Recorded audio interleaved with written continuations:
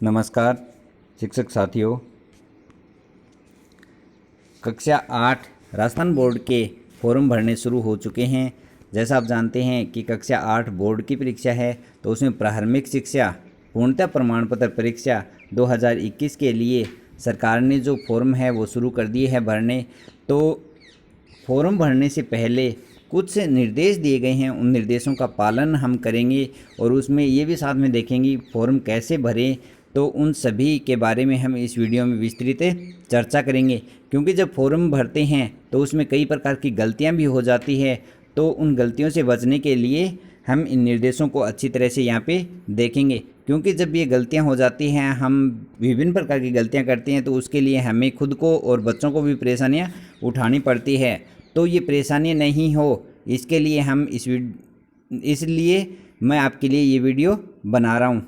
तो देखते हैं, आप देख सकते हैं कि प्रारंभिक शिक्षा पूर्णतः प्रमाण पत्र परीक्षा कक्षा 8 2021, इसके लिए निर्देश दिए गए हैं। सबसे पहले है, ऑनलाइन आवेदन करने से पूर्व यह सुनिश्चित कर लिया जाए कि आपके वेब ब्राउज़र में पॉपअप किया हुआ है या नहीं, अन्यथा फाइल तो जनरेट हो जाएगी परंतु आपका डाउनलोड और सेव का ऑप्शन दिखाई नहीं देगा। ऐसी स्थिति में ब्राउज़र में ऊपर एड्रेस बार के पास आपको पॉपअप से संबंधित मैसेज दिखाई देगा, जहां से आप इसे सही कर सकते हैं। यानी जो आपको ब्राउज़र है, ब्राउज़र में पॉपअप विंडो खुलनी चाहिए।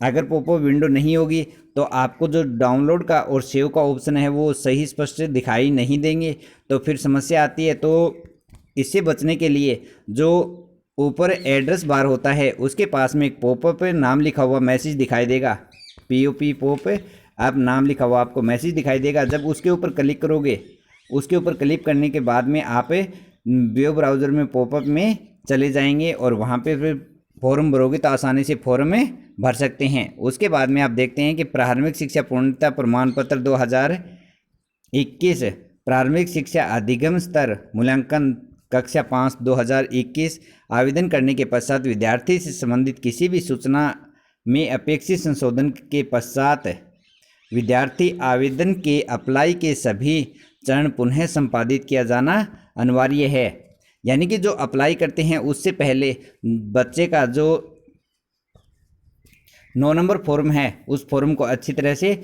भर लेना है, और उस फॉर्म को भरते समय जो गलतियां हैं उसमें, या फिर जो अपने अभिलेख है जैसे ऐसा रजिस्टर है उसमें पूरी डिटेल बच्चे की मिला लेंगे। मिलाने के बाद में हम फॉर्म भरना शुरू करते हैं। तो देख सकते हैं विद्यार्थी आवेदन के अप्लाई के सभी चरण पुनः संपादित करने के पश्चात ही व्यू टैब में अपेक्षित संशोधन प्रदर्शित होगा। यानी अगर हमने पहले फॉर्म भर लिया है और उसके बाद में हम देखते हैं कोई गलती हो गई है तो उसका संशोधन कैसे करें, तो देख सकते हैं उसका संशोधन करने के लिए पुनः हमें अप्लाई का बटन वहाँ पे दिखाई देगा, उसके ऊपर क्लिक करेंगे तो पुनः सभी चरण हमें करने पड़ेंगे। उसके बाद में जैसे ही व्यू का टैब दबाएंगे तो हमें संशोधन दिखाई देगा।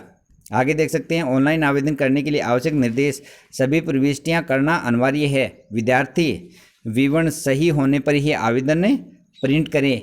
और तीसरा दिया गया है तृतीय भाषा के लिए जो नियमित रूप से विद्यार्थी अध्ययन कर रहे हैं तृतीय भाषा का, उसी का चयन करें, जैसे संस्कृत, उर्दू, गुजराती, सिंधी, पंजाबी और संस्कृत विशेष केवल संस्कृत विद्यालयों के लिए है, संस्कृत विशेष जहां लागू हो। और कक्षा 5 का तो अभी आया नहीं है, बाद में बात करेंगे। आगे है विद्यार्थी का फोटो और हस्ताक्षर निर्धारित स्थान पर अपलोड करना चाहिए। यानी जो विद्यार्थी है उसका जो फोटो है वो नवीनतम फोटो होना चाहिए, जो वर्तमान में लेटेस्ट खींचा हुआ फोटो है वो होना चाहिए, और उसी के साथ में जो हस्ताक्षर है वो भी स्पष्ट होने चाहिए, पूरे हस्ताक्षर होने चाहिए, स्पष्ट हस्ताक्षर होने चाहिए। और जो फोटो और हस्ताक्षर है उनको निर्धारित स्थान पर अपलोड करना आवश्यक है। आगे दिया गया है इसमें कि सूची में सभी विद्यार्थियों के विवरण का विद्यालय अभिलेख से मिलान कर विद्यार्थी विवरण सही होने की स्थिति में कक्षा सेक्शन वार समेकित विद्यार्थी आवेदन सूची प्रिंट करें। यानी जब हम फॉर्म भरेंगे, फॉर्म भरने के बाद में हमें एक समेकित विद्यार्थी आवेदन सूची प्रिंट करनी पड़ेगी। उस सूची को तभी प्रिंट करें जब हम निश्चित हो जाएं कि हमने जो फॉर्म भरा है उसमें किसी प्रकार की कोई गलती नहीं है। अगर उसमें गलती है तो हम उसमें सुधार करेंगे, उसके बाद में दोबारा इसको अप्लाई कर देंगे। अगर उसमें संशोधन कर लिया है तो उसके बाद में हम जो विद्यार्थी का आवेदन है उसकी समेकित सूची है उसको प्रिंट करेंगे। उसके बाद में अगला दिया गया है, सूची में सभी विद्यार्थियों का विवरण सही होने की स्थिति में कक्षा सेशन वार समेकित विद्यार्थी आवेदन सूची लॉक करें। यानी कि जब हमने फॉर्म भर लिया है, फॉर्म की जितनी भी सूचनाएं हमने अच्छी तरह से देख ली है कि उसमें किसी प्रकार की कोई गलती नहीं है, कक्षा या सेक्शन वार फिर जो समेकित सूची है विद्यार्थी की फॉर्म की, तो उसको हमें लॉक करेंगे, यानी हमें अंत में इसको लॉक करना है। उसके बाद में दिया गया है कि कक्षा सेक्शन वार समेकित विद्यार्थी आवेदन सूची लॉक करने के पश्चात ही आवेदन पत्र मान्य होगा। यानी जब तक लॉक नहीं होगा तब तक वो आवेदन पत्र है अप्लाई नहीं होगा, और जब हम लॉक कर देंगे इसको तो वो आवेदन पत्र मान्य होगा तथा यही डेटा परीक्षा की आगामी प्रक्रिया में शामिल किया जाएगा। यानी जो हमने लॉक किया है, जो डाटा हमने लॉक किया है वही डाटा परीक्षा जो परीक्षा होगी उसमें आगामी प्रक्रिया के लिए शामिल किया जाएगा। यानी उसी से मार्कशीट तैयार होकर आएगी और उसमें फिर संशोधन करवाना मुश्किल होगा या फिर संशोधन के लिए लंबी प्रक्रिया अपनानी पड़ सकती है। आगे इसमें दिया गया है कि इससे संबंधित जो अधिक जानकारी है उसको प्राप्त करने के लिए कार्यालय समय में दूरभाष नंबर ये दिए गए हैं पर संपर्क कर सकते हैं, और साथ में ईमेल आईडी जो दी गई है rajexamhelp@gmail.com पर आप मेल भी भेज सकते हैं, यानी rajexamhelp@gmail.com इसके ऊपर मेल भी आप भेज सकते हैं। किसी प्रकार की कोई त्रुटि हो या फिर आपने फॉर्म लॉक कर दिया है लेकिन फिर भी कोई गलती रह गई है तो उसको भी हम सुधार सकते हैं, लॉक को खुलवा सकते हैं।